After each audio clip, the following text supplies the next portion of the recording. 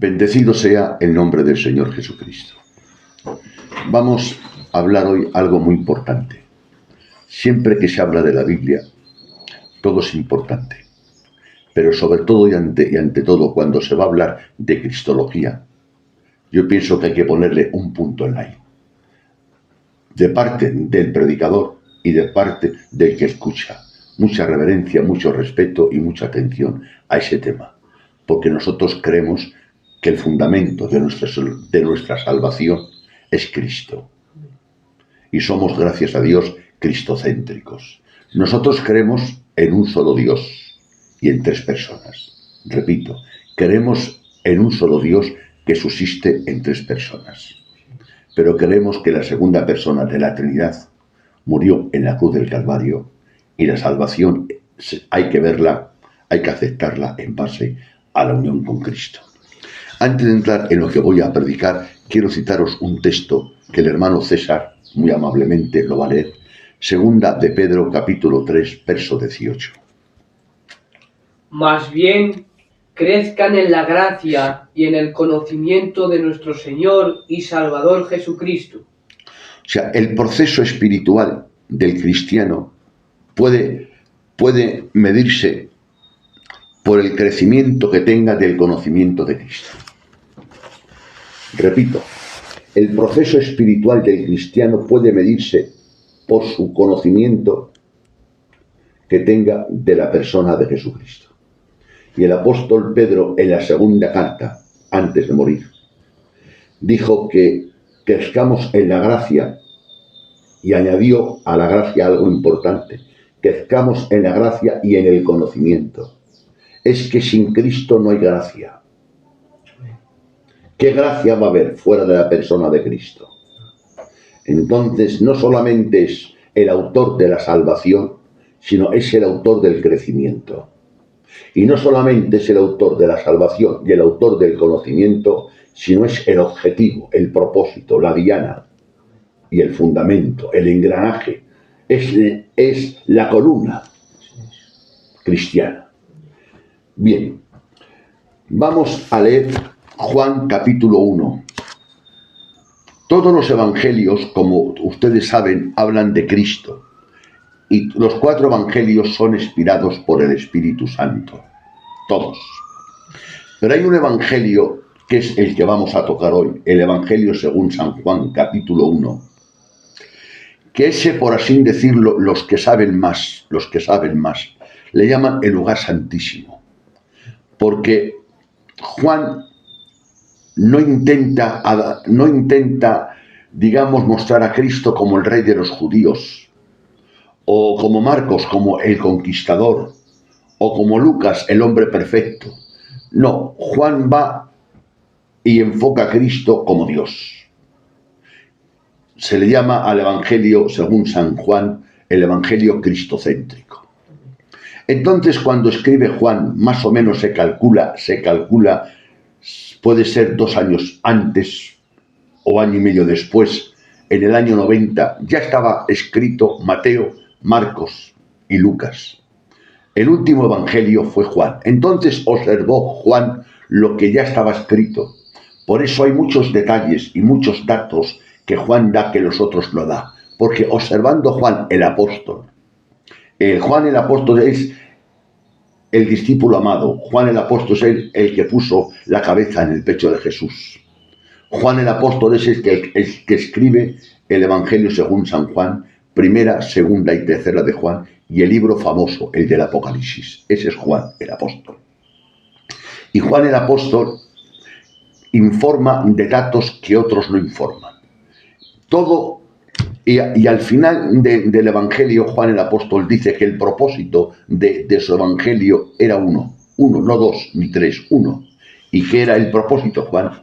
Era que creáis que Jesucristo era el Hijo de Dios, para que creyendo que Jesucristo es el Hijo de Dios, tengáis vida eterna. Eso era, mostrar que Jesús no era un hombre, porque yo me imagino que en la época de Jesús, pues habría muchas personas que se llamasen Jesús, pero este Jesús de Nazaret, Jesús era el Cristo, es lo que quiso mostrar, que Jesús era el Cristo, que eso en la cultura judía y en la cultura bíblica significaba que Cristo era el Hijo de Dios. Por eso le quisieron crucificar y le crucificaron, porque decía que no solamente hablaba cosas extrañas, sino que él blasfemaba, porque él decía que era el Hijo de Dios. Porque ser el Hijo de Dios es ser igual a Dios.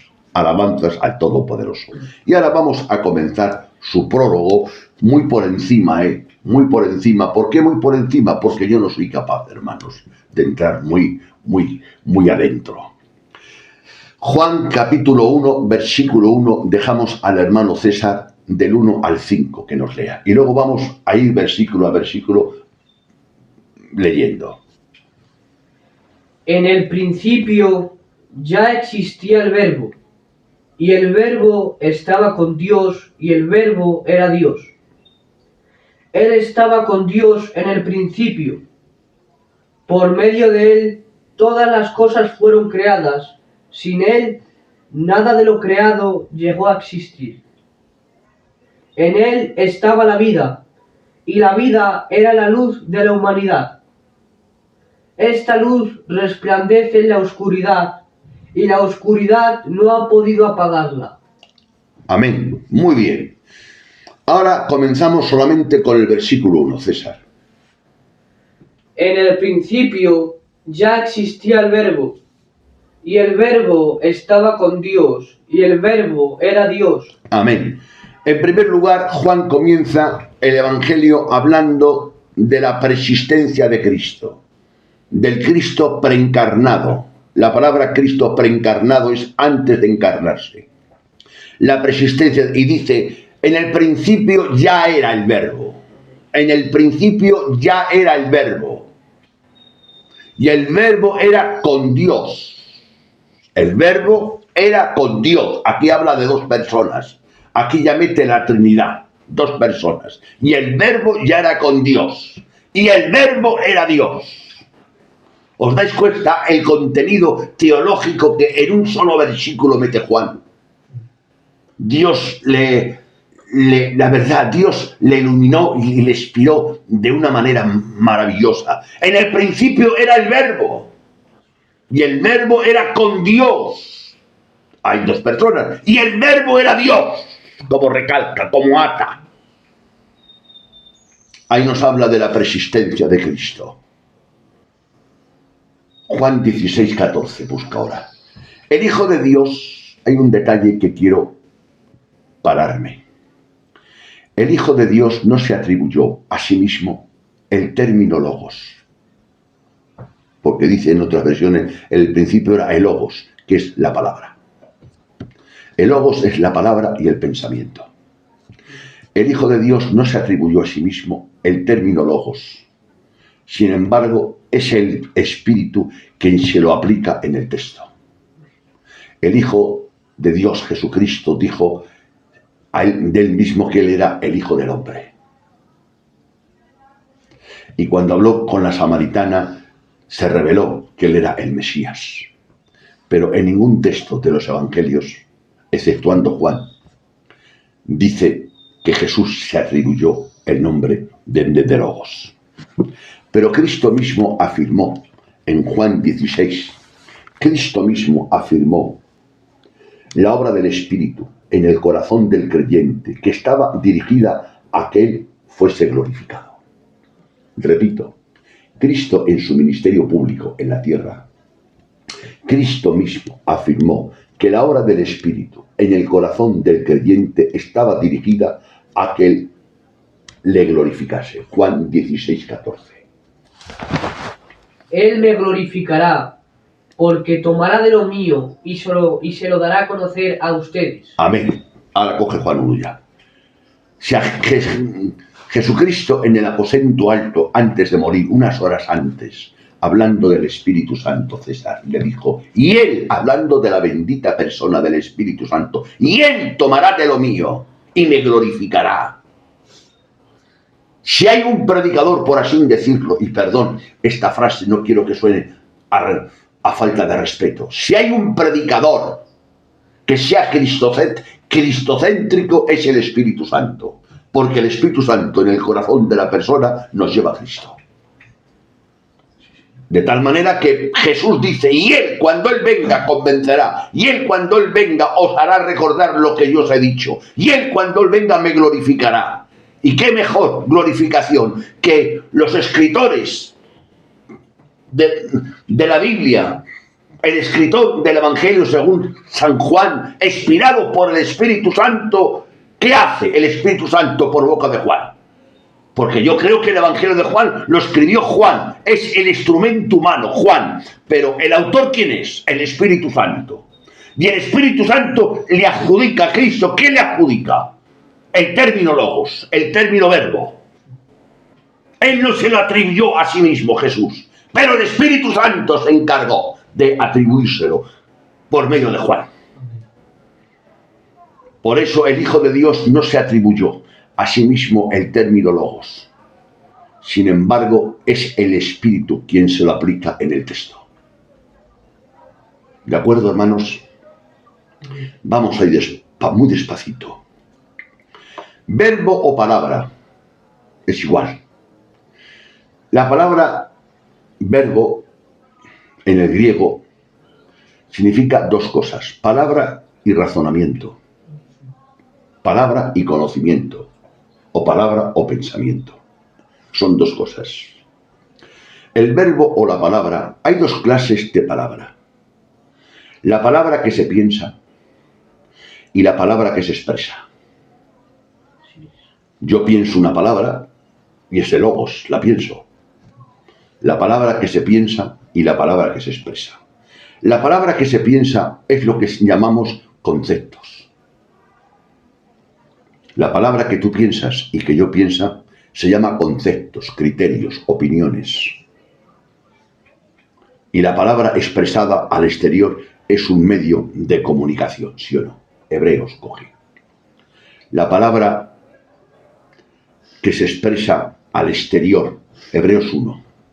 La palabra que se expresa al exterior es un medio de comunicación. Hebreos 1, del 1 al 3.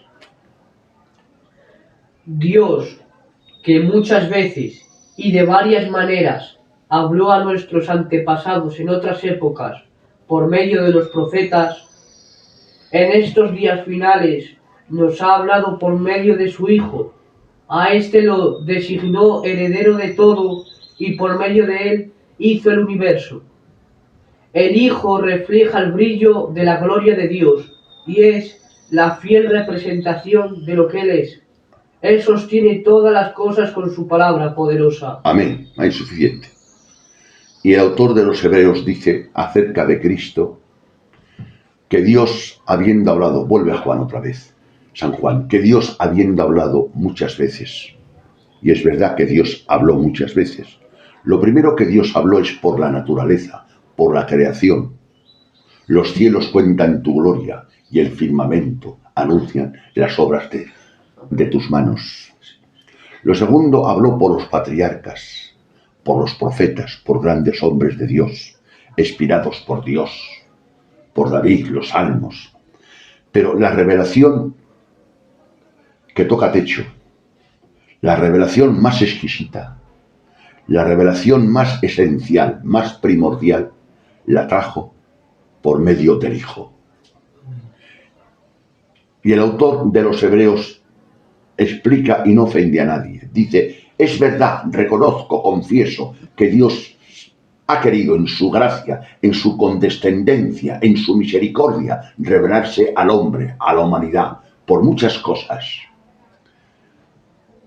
Por medio de la creación, que es el lenguaje que entienden todos. A eso se le llama la elocuencia de Dios, porque el francés, el inglés, el español, el americano, el alemán, ve el sol, las estrellas, la creación, las flores, los pájaros. La creación manifiesta su gloria y su sabiduría. A ese se le llama el lenguaje universal. A eso se le llama la elocuencia de Dios. Después Dios usó grandes hombres de Dios, César, hablando grandes cosas maravillosas. Pero cuando toca hablar a Cristo, eso es punto y aparte. ¿Por qué? Porque Cristo no era un hombre de Dios. Cristo era Dios hecho hombre. ¿Entendéis? Por eso Juan dijo, en el principio era el Verbo, y el Verbo era con Dios, y el Verbo era Dios.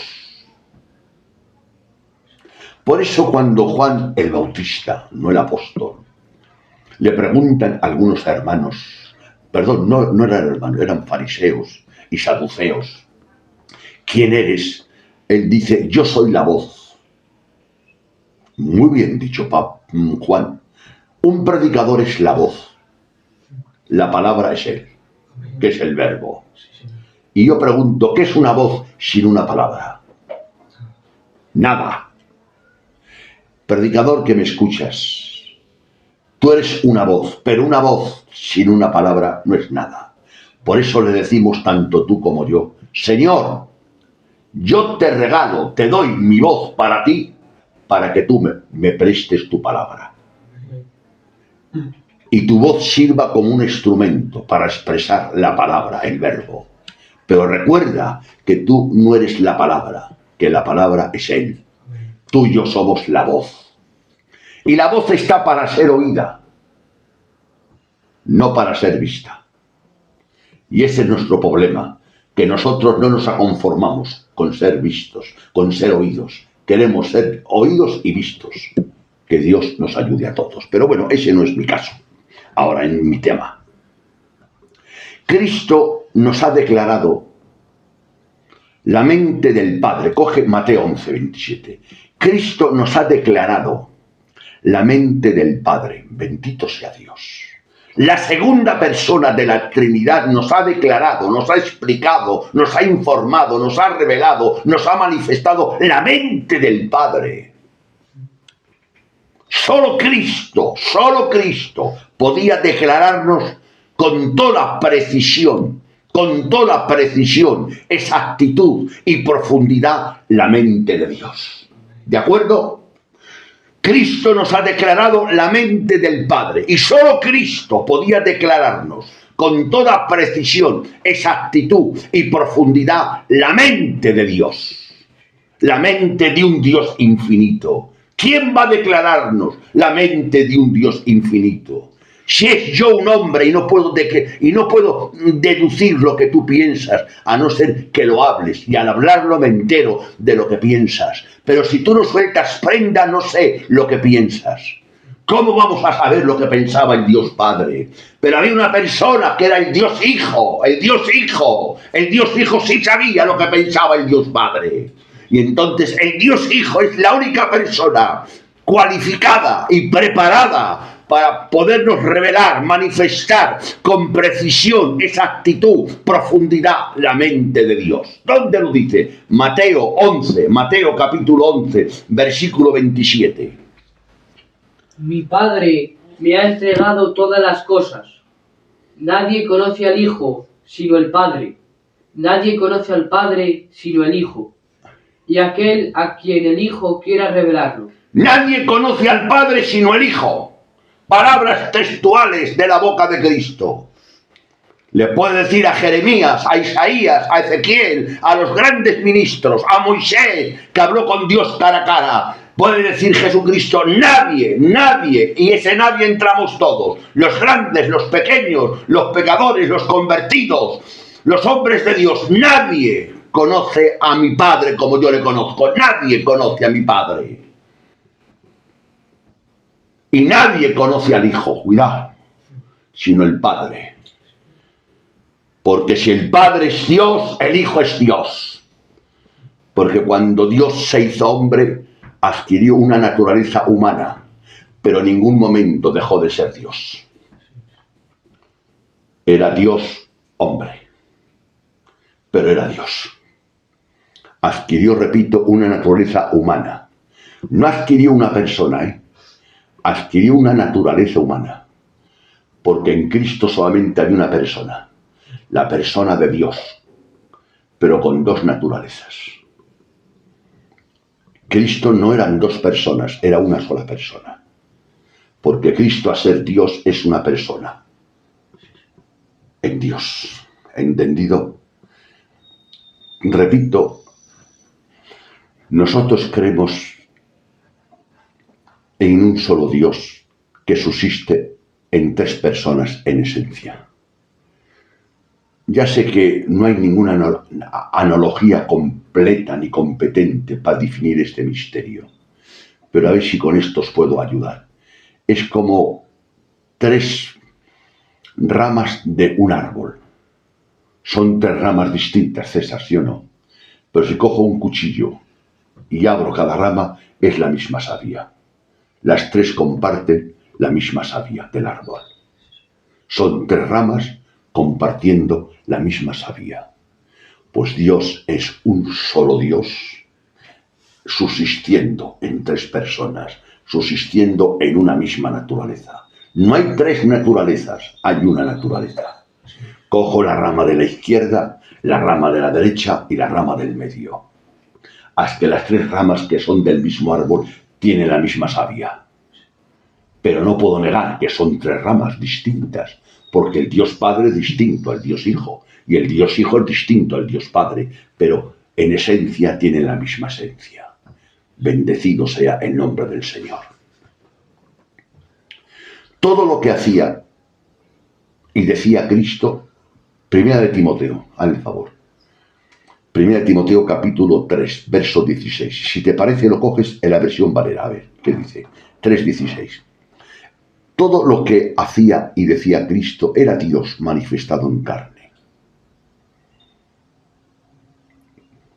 Primera de Timoteo 3:16.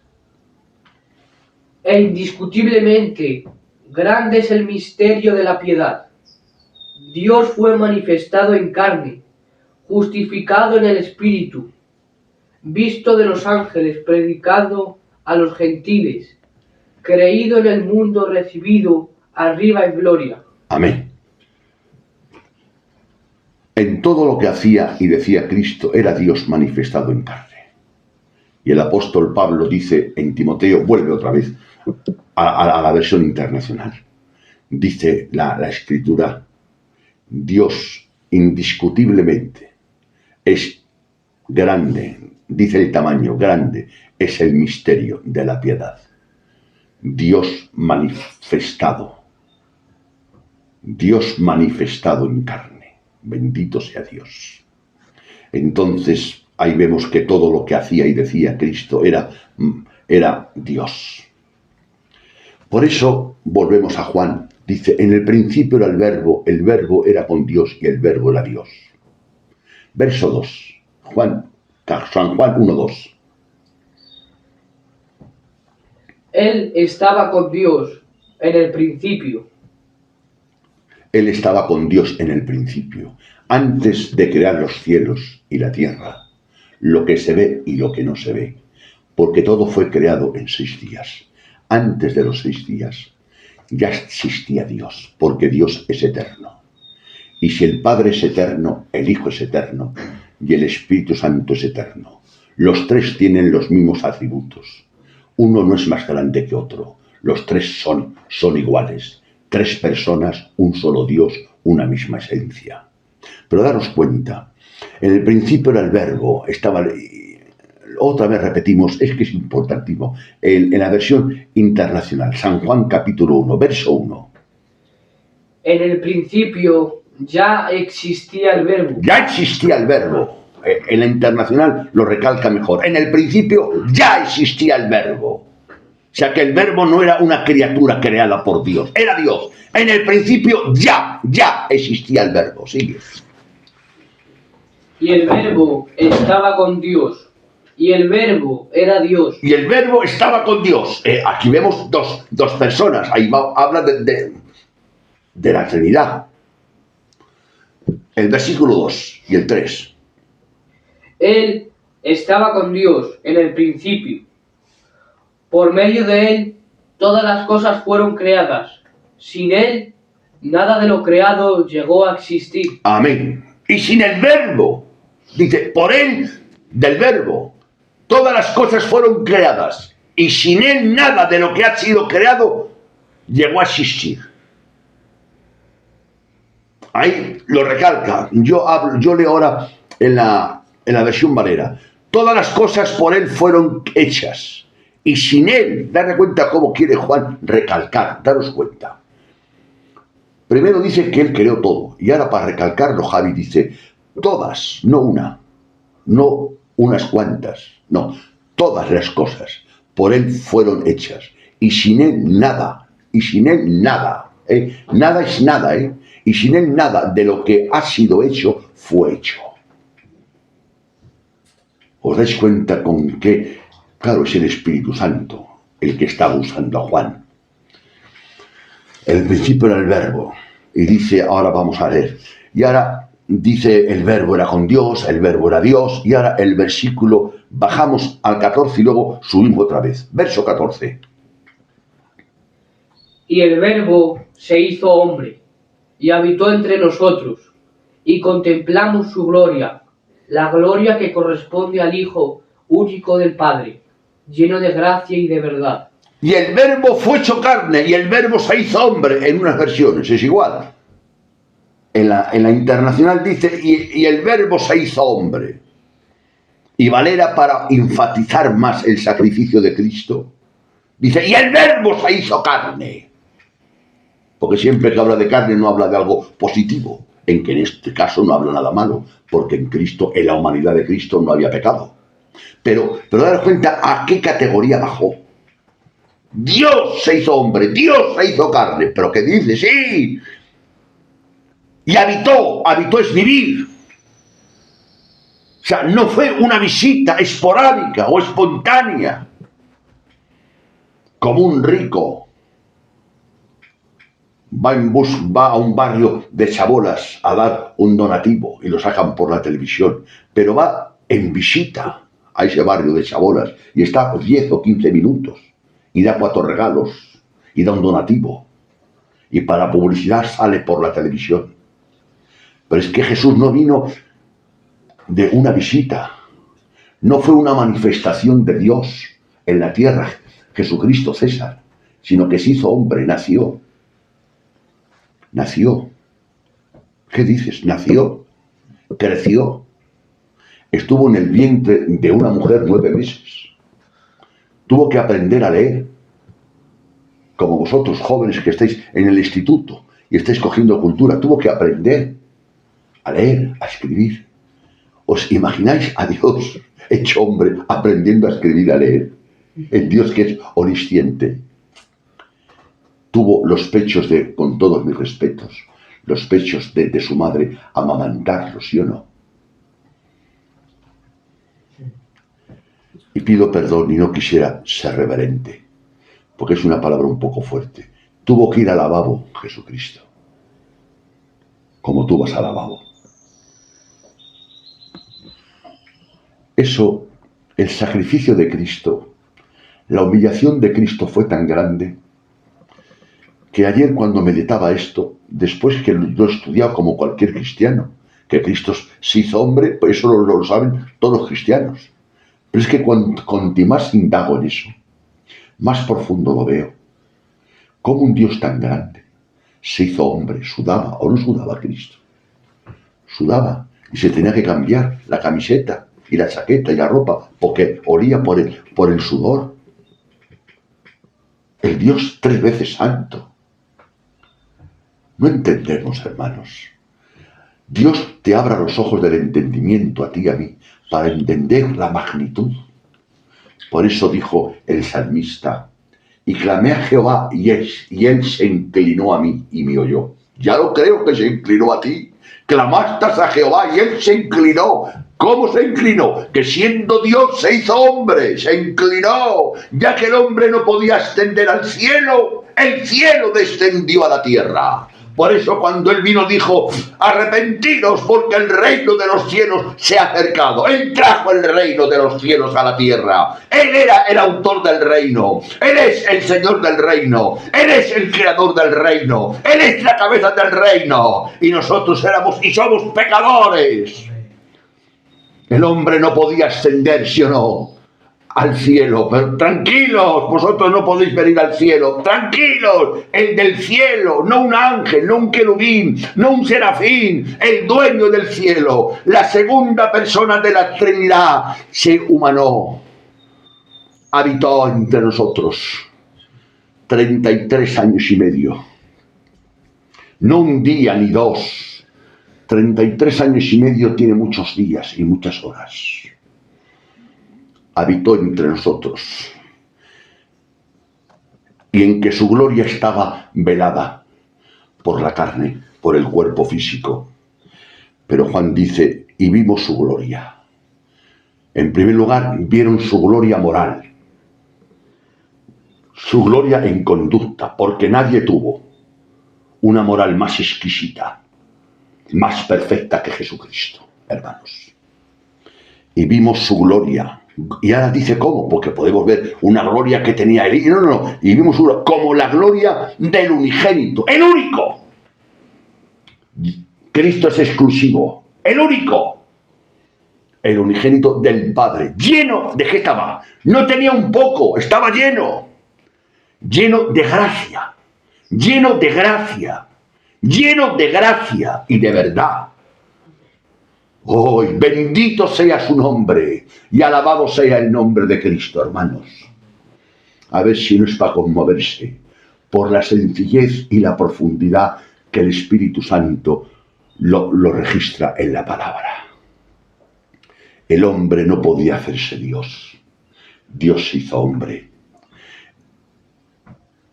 El finito no puede hacerse infinito, pero el infinito se hizo finito. El pobre no puede hacerse rico, César, pero el rico se puede hacer pobre. Y nosotros en su pobreza fuimos enriquecidos. ¿Y quieres más pobreza, hijo? Viviendo en el tercer cielo con toda la gloria, venir a la tierra entre pecadores, y los pecadores le escupimos, le abofeteemos y le insultaron diciéndoles, tú eres un demonio, le dijeron, tú eres samaritano y tienes demonio. Le deshonraron, le faltaron el respeto, le faltemos el respeto todos. Aquel verbo habitó entre nosotros. Hay algunos textos que dicen habitar. Puso su tienda en esta tierra. Y la tienda de él, ¿sabes qué fue? El cuerpo. En el cuerpo humano habitó. En Colosenses dice, en él habitaba la plenitud de la deidad. Colosenses capítulo 2. Entonces, en este cuerpo humano en la tierra, puso su tienda. ¿Y qué tienda fue, hermano Machaco? El cuerpo. Y fue uno entre los hombres. No era un Superman, hermanos.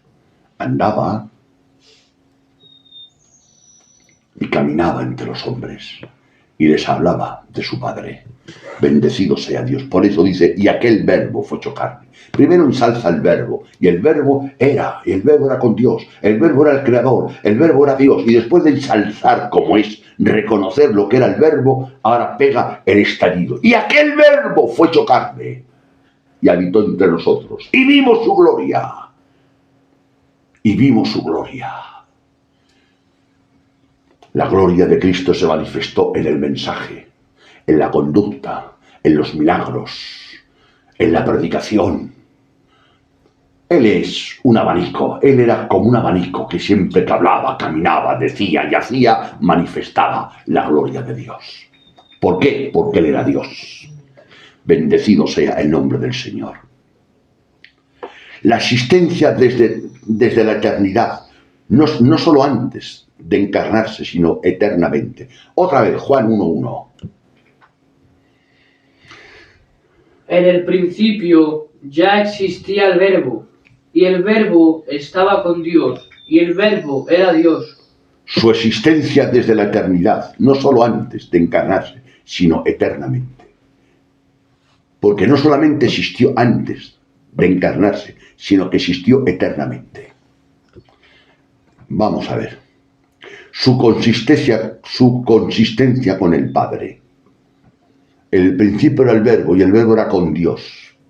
Ahí en el texto original dice que estaba cara a cara con Dios. El Dios Hijo cara a cara con el Dios Padre. Bendito sea Dios. El Dios Hijo contemplando al Dios Padre y el Dios Padre contemplando al Dios Hijo. Y ahora el Dios Hijo deja de contemplar al Dios Padre y se viene a la tierra a contemplar al pecador que lo maldecía y le escupía. Hoy Dios nos abra el entendimiento para entender y reconocer el amor de Dios que excede a todo conocimiento humano.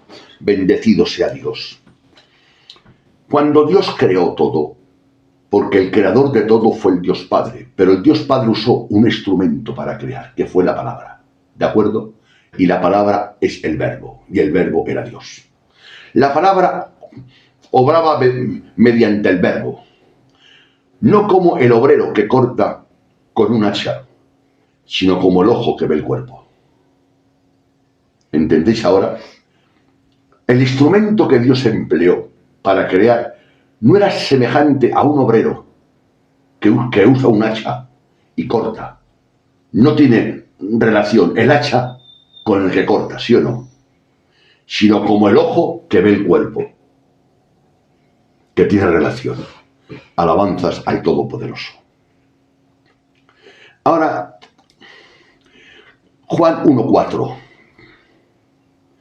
Perdón, hasta el 4 dice, en el principio era, en él estaba la vida. Siempre habla en el 1, el 2 y el 3 en tiempo pasado. Y en el principio era el verbo. Y era con Dios. Y era Dios. ¿No ves? Era, estaba con Dios, era. Y todas las cosas por él fueron hechas, pasado. ¿Os dais cuenta? Pasado. Pero ahora da un cambio el autor del Evangelio. Y ahora se pone en el 5. Lee. Sí, Juan 1:5.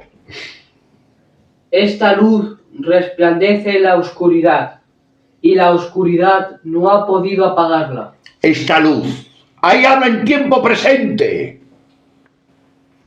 Primero, segundo y tercer versículo. Y cuarto versículo. No, el cuarto, perdón, lee ahora.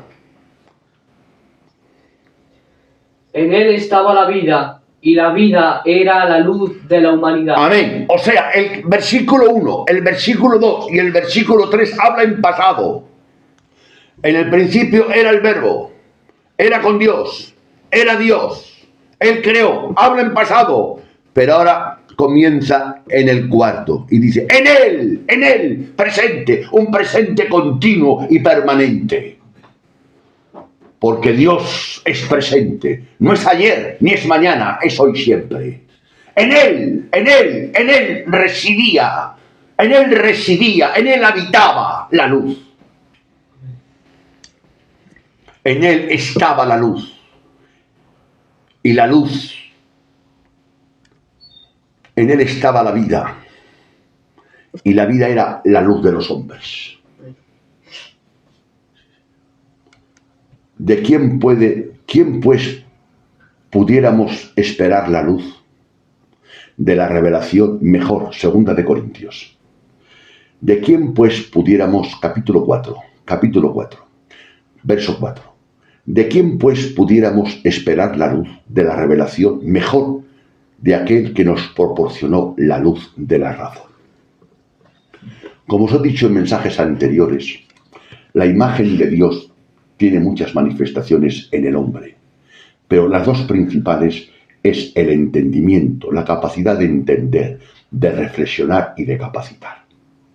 Y después la moral, la conciencia. ¿Y de quién podíamos esperar la revelación de Dios mejor que aquel que nos proveyó la revelación de la razón? Ahora tenemos la razón y la revelación de Dios, ¿sí o no? ¿De acuerdo? Entonces os digo algo. La fe es lógica, porque la palabra habla a la imagen, a la razón, pero al mismo tiempo Dios ilumina la razón. Dios ilumina el entendimiento. Dios abre el entendimiento y Dios nos hace entender. Por eso podemos entender, porque la razón divorciada de la revelación no puede entender a un Dios tan grande, tan hermoso y tan maravilloso. Pero la razón unida, doblegada, sometida a la revelación, vemos la luz de Dios. Por eso hay un salmo que dice, en tu luz veremos la luz, en tu luz, en la revelación, en la capacidad que me has dado, que yo razono. Porque, repito, la imagen de Dios en el hombre es la razón, el conocimiento, la capacidad de pensar, de reflexionar, la lógica, ¿sí o no? Es la razón. En tu luz que me has dado, en tu luz veré la luz.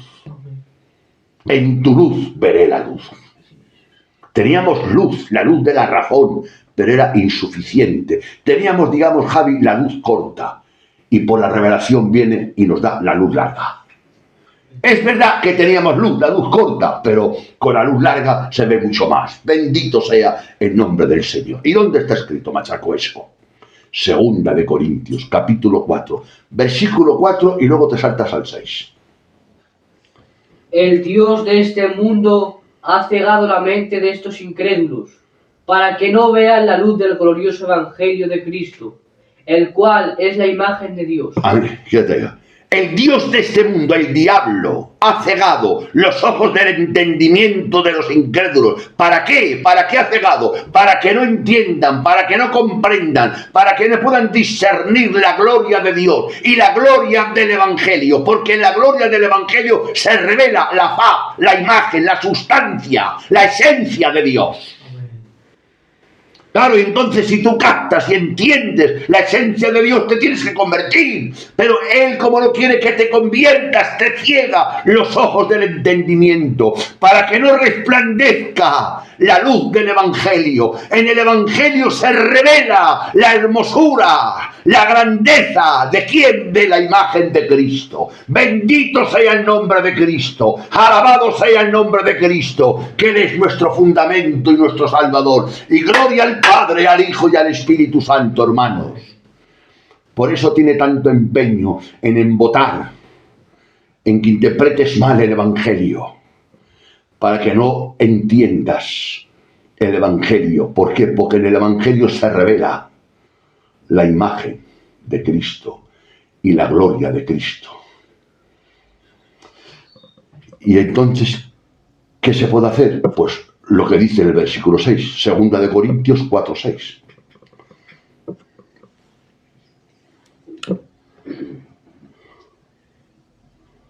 Porque Dios, que dijo que la luz resplandezca en las tinieblas, hizo brillar su luz en nuestros corazones para que conociéramos la gloria de Dios que resplandece en el rostro de Jesucristo.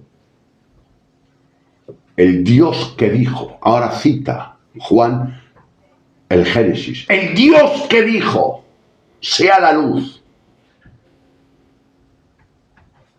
Y el Dios que separó la luz de las tinieblas, esa intervención necesitas tuyo para entender el Evangelio. Madre mía, el poder que empleó Dios para crear, necesita tú ese mismo poder para entender. Y el Dios que tenía el poder cuando estaba creando, lo sigue teniendo, ¿sí o no? De la misma manera que Dios dijo, habló y dijo, sea la luz, y fue la luz. La luz es la que patrocina la actividad.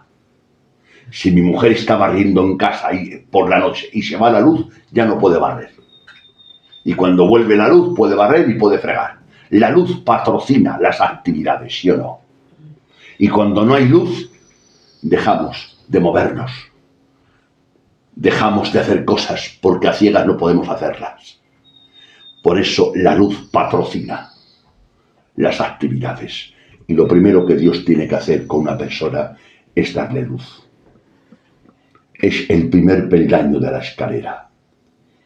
Por eso Dios, por la intervención divina, nos ha trasladado del reino de las tinieblas y de la potestad colosense de las tinieblas, y nos ha trasladado al reino de su amado Hijo, que está lleno de luz. Vamos, verso 5 ahora, Juan 5.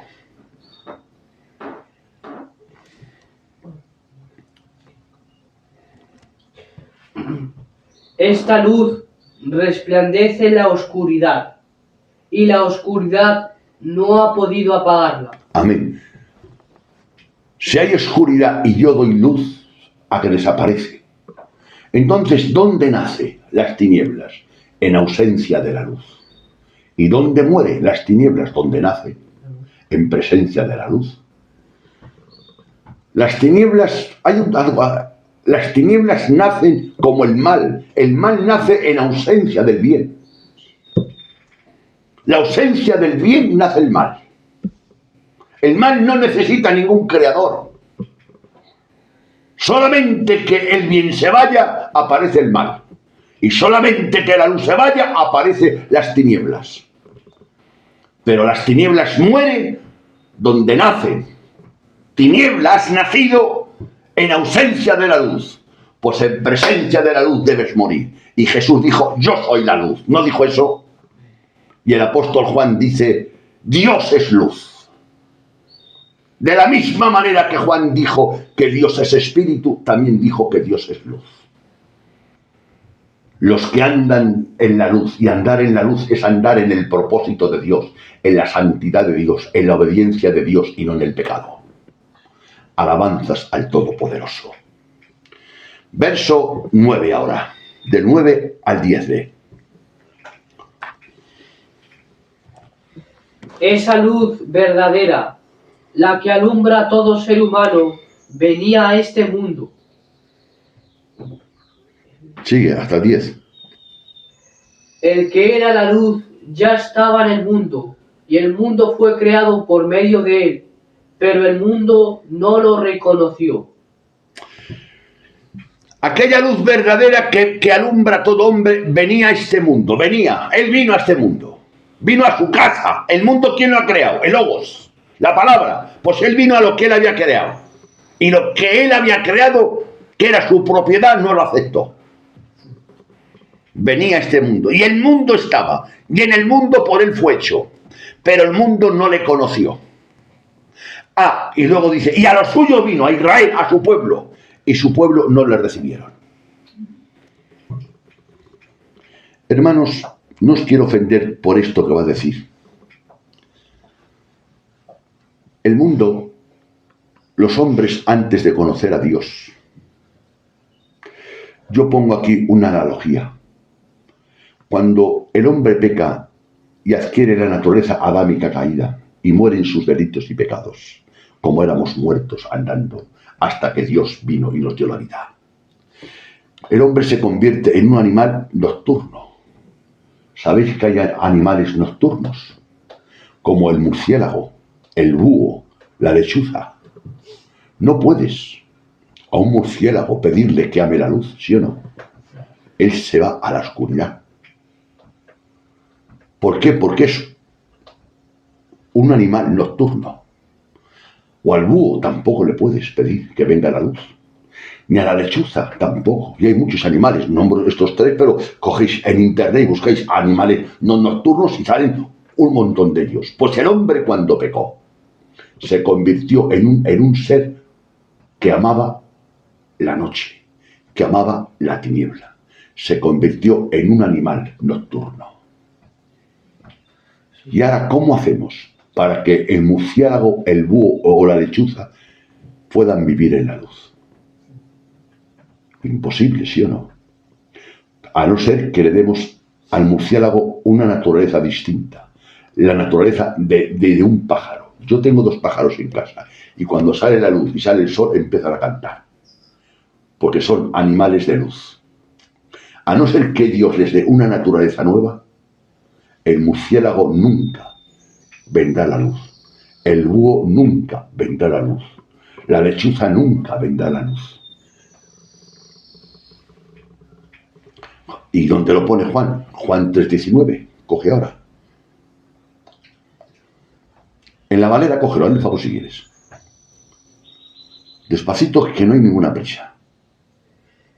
Y esta es la condenación, que la luz vino al mundo, y los hombres amaron más las tinieblas que la luz, porque sus obras eran malas. Y esta es la condenación. ¿Qué es la condenación? ¿Qué es el origen, el móvil, la médula, el fundamento, la raíz de la condenación? Y esta es la condenación, que los hombres deliberadamente, escogieron, amaron más las tinieblas que la luz, ¿sí o no? Como el murciélago, ¿qué ama más? ¿La luz o las tinieblas? El búho que ama más, la luz o las tinieblas. La lechuza que ama más, la luz o las tinieblas. Pero ¿cómo puedo hacer yo que estos animales nocturnos, que viven y se amparan y se mueven y son felices en la oscuridad, cómo puedo hacer yo que amen la luz? Si no hay una regeneración, si no hay una intervención divina, si no se le cambia la naturaleza, no pueden, hermanos. Por eso Jesús dijo en Juan 3 a Nicodemo: Nicodemo, si no naces de nuevo, no puedes ni ver ni entrar en el reino de Dios. ¿Os dais cuenta? El hombre se convirtió en un animal nocturno. Y para que el hombre ame la luz, necesita recibir la nueva naturaleza. Y la nueva naturaleza ama la luz. La nueva, la vieja no. La nueva ama las cosas buenas. Y la vieja tiene la tendencia a desear lo malo, ¿sí o no? La vieja tiene la tendencia como el murciélago, donde ve una oscuridad, meterse. Pero la nueva no, al contrario. La nueva quiere la luz. Y nosotros hemos sido regenerados. Y la regeneración no es algo que tú tienes que hacer, es algo que tiene que acontecer. Es un acto soberano de Dios. ¿De acuerdo? Voy a seguir porque queda mucho, todavía. En el 10:13, capítulo 1, versículo 10 al 13, otra vez.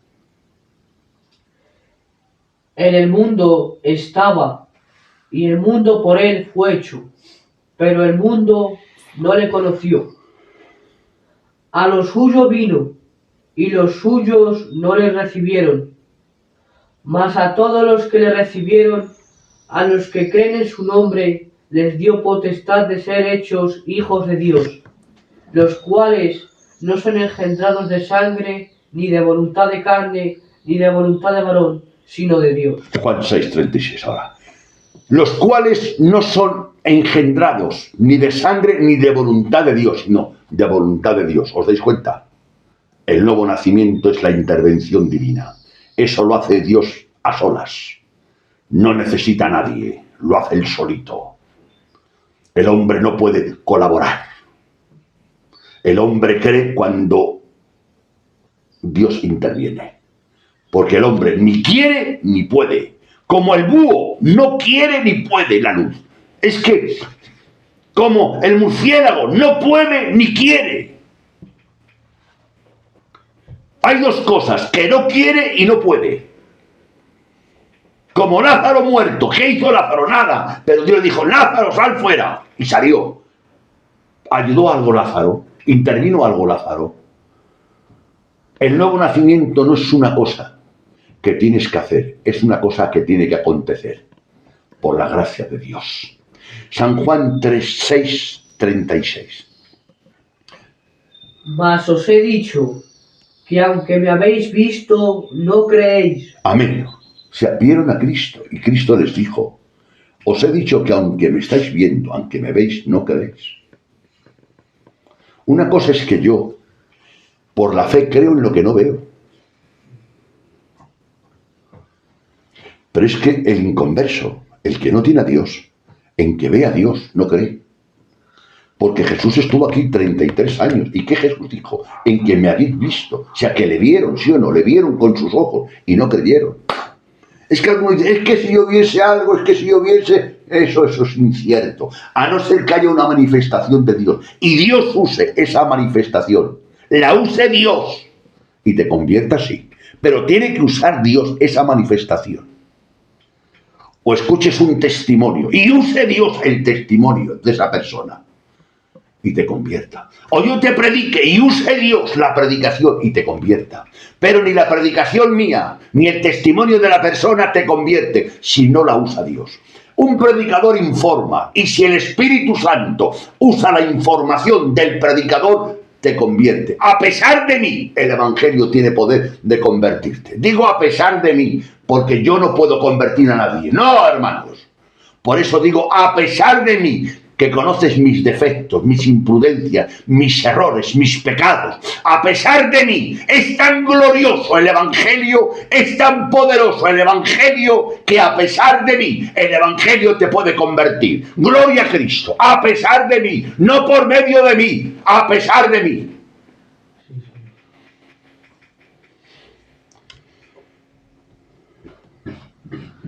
La persistencia del Hijo nos indica una relación de tiempo. Y yo cito para entonces abreviar, porque si no es demasiado largo esto. Cuando Juan el Bautista dijo: el que viene detrás de mí, que era primero que yo. ¿Cómo el que viene detrás de ti es primero que yo? Sí. Yo soy primero en la carne que él, porque le llevo 6 meses, ¿sí o no? Os digo una cosa.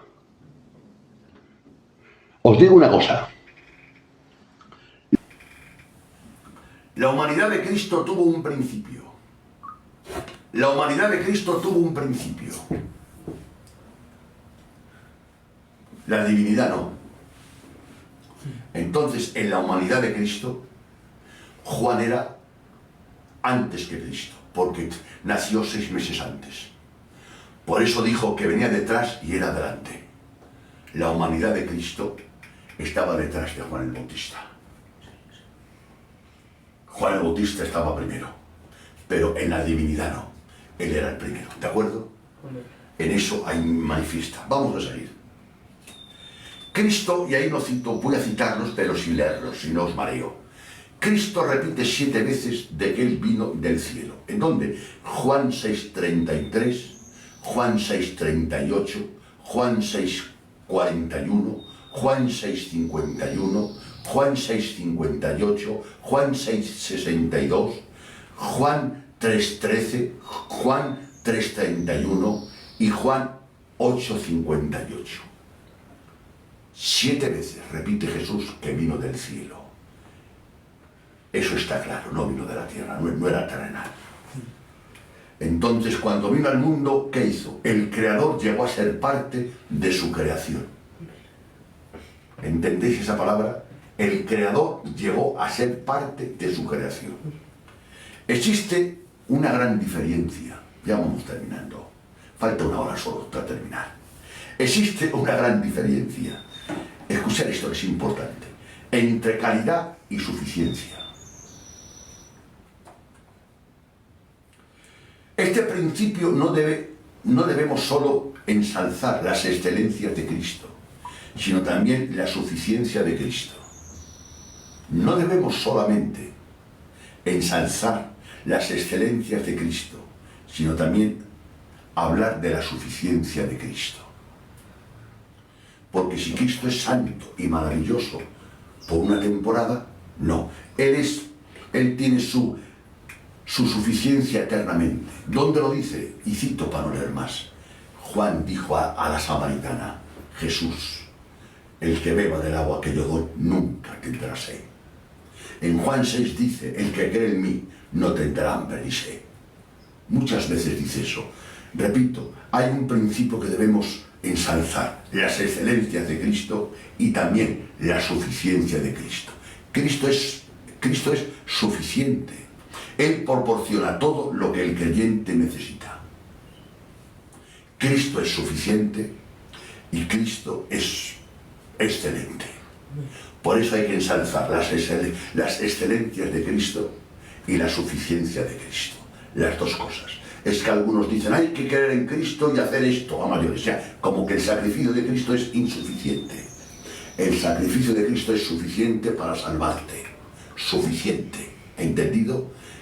Por eso hay que ensalzar las excelencias de Cristo y la suficiencia de Cristo. Alabanzas al Todopoderoso. Él proporciona todo lo que el creyente necesita. Que Dios nos bendiga. Y aquí lo dejo. Amén.